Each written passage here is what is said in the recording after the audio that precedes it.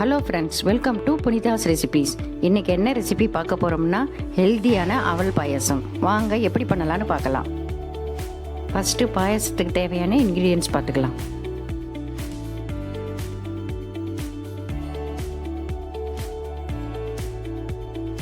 இப்போது பாயசத்துக்கு தேவையான அவலை வறுத்துக்கலாம். அதுக்கு ஒரு பேனில் ஒரு ஸ்பூன் நெய் ஊற்றி ஒரு கப் சிவப்பு அவலை நல்லா வறுத்துக்கலாம்.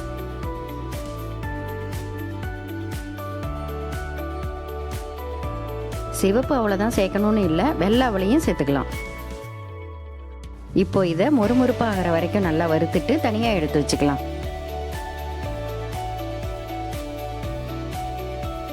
அடுத்து ஒரு பாத்திரத்தில் 1/2 லிட்டர் காய்ச்சாத பால் சேர்த்துக்கலாம். இப்போ இதை கொதிக்க வச்சுக்கலாம்.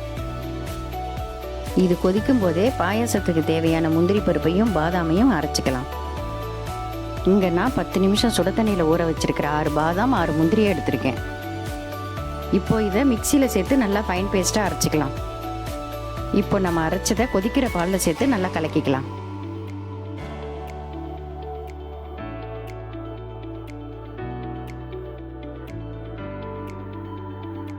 அடுத்து நம்ம வறுத்து வச்சிருக்கிற சிவப்பு அவலை சேர்த்துக்கலாம். இப்போ இதை நல்லா கலந்து கொதிக்க வச்சுக்கலாம்.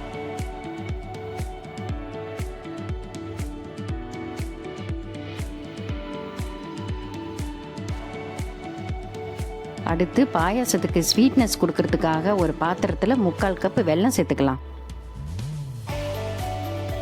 இது கூட கொஞ்சம் தண்ணி சேர்த்து வெல்லத்தை நல்லா கரைச்சிக்கலாம்.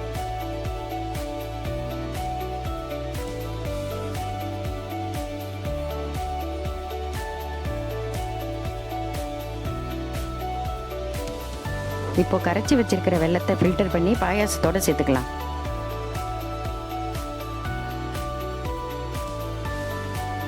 இப்போ இதை நல்லா கலந்து கொதிக்க வச்சுக்கலாம்.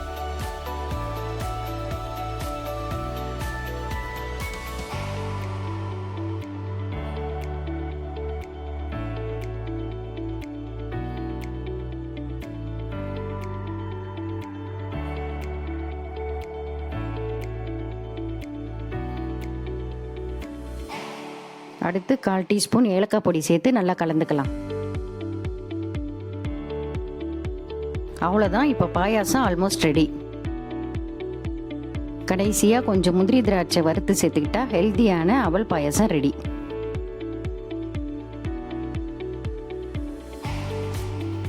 உங்களுக்கு இந்த வீடியோ பிடிச்சிருந்தா லைக் பண்ணுங்கள், ஷேர் பண்ணுங்கள், கமெண்ட் பண்ணுங்கள். புனிதாஸ் ரெசிபீஸ்க்கு சப்ஸ்கிரைப் பண்ணுங்கள். தேங்க்ஸ் ஃபார் வாட்சிங்.